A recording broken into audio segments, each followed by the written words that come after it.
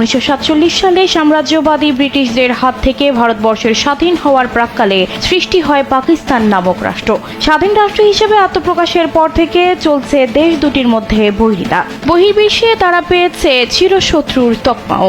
দেশ দুটি স্বাধীনতা লাভের পর থেকে বেশ কয়েকটি যুদ্ধ ও সংঘর্ষে লিপ্ত হয়েছে। কাশ্মীর ইস্যু এই সংঘাতের প্রধান কারণ। এছাড়াও সীমান্ত বিরোধ, জলবন্টন এবং সন্ত্রাসবাদ নিয়ে একে অপরের প্রতি অবিশ্বাস ও অভিযোগ বিদ্যমান।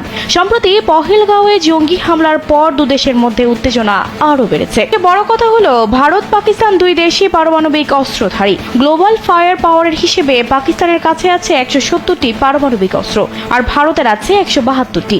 ভারতীয় সামরিক বাহিনী রয়েছে 14,55,000 সৈন্য। রিজার্ভ সৈন্য সংখ্যা আরও 11,55,000। অন্যদিকে পাকিস্তানে রয়েছে 9,35,800 সৈন্য। রিজার্ভ সেনা 2,82,000। গ্লোবাল ফায়ার পাওয়ারের 2025 সালের রিপোর্ট অনুযায়ী সামরিক শক্তির নিরিখে বিশ্বের চতুর্থ দেশ ভারত, আর পাকিস্তান আছে 12 নম্বরে। ভারতের ট্যাঙ্ক রয়েছে 4,201টি, আর পাকিস্তানে রয়েছে 2,627টি। ভারতের মোট উড়োজাহাজের সংখ্যা 2,229টি, অপরদিকে পাকিস্তানে রয়েছে 1,399টি। এর মধ্যে ভারতের যুদ্ধজাহাজ 513টি এবং পাকিস্তানের 328টি। ভারতের হেলিকপ্টার রয়েছে 899টি, অপরদিকে পাকিস্তানের রয়েছে 373টি। অ্যাটাক হেলিকপ্টার রয়েছে ভারতের 80টি, পাকিস্তানের 57টি।